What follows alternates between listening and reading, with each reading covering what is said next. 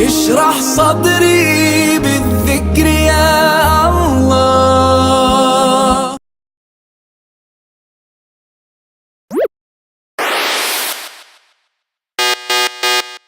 You know what happens with people a lot of times is that this deen, from the very beginning of this, Allah said, shara'a lakum. He carved a road out for you. In other words, you don't have to figure that road out for yourself. It's already been paved out for you. You don't have to figure that path out. But a lot of times that road, as is described in many places in Allah's book, is difficult. It's challenging. It requires sacrifice. So what people decide to do is they take a little left or a right turn and come out with their own alternative routes. Right? And what we do is we take some things from the deen that are easy for us. We'll hold on to those. And there are some other things in the deen that are not so easy for us. So we'll conveniently either not talk about them, or ignore them altogether, or maybe find another way to interpret them so we don't have to follow it. In other words, we'll become selective in the deen itself. We'll be dividing, not just among ourselves, we'll be dividing up the deen like we're slicing it up and taking pieces of it and leaving pieces of it. And even if sometimes we don't do it with our tongues, our actions speak much louder. Our actions will speak much louder.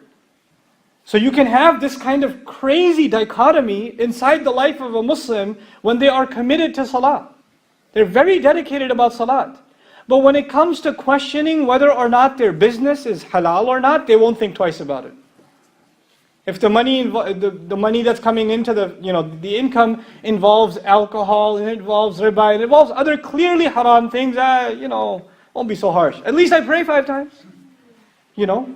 So one is supposed to compensate the other. We decide we're going to come up with a new way to be saved with Allah, in which, yes, I disobey Allah, but since I do these other good things, this bad stuff I do shouldn't count. I should be okay.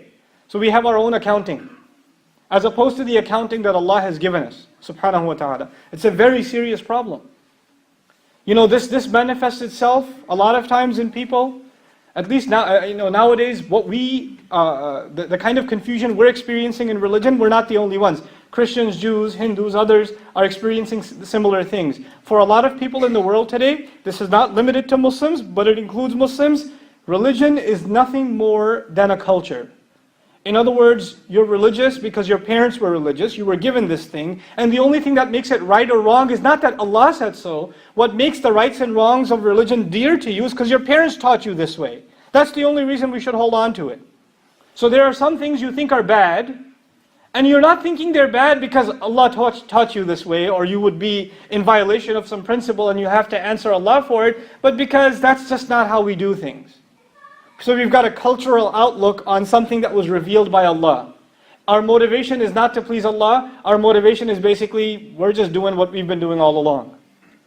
And so with that, and that's a very weak motivation, when it's the pleasing the people around you, or following a tradition or culture, is that the only thing driving your obedience to Allah? The moment you enter into a society or a culture where people around you are not obeying Allah, what's going to happen to those values? They're going to deteriorate. And you're only going to hold on to very minimal things. Very, very minimal things.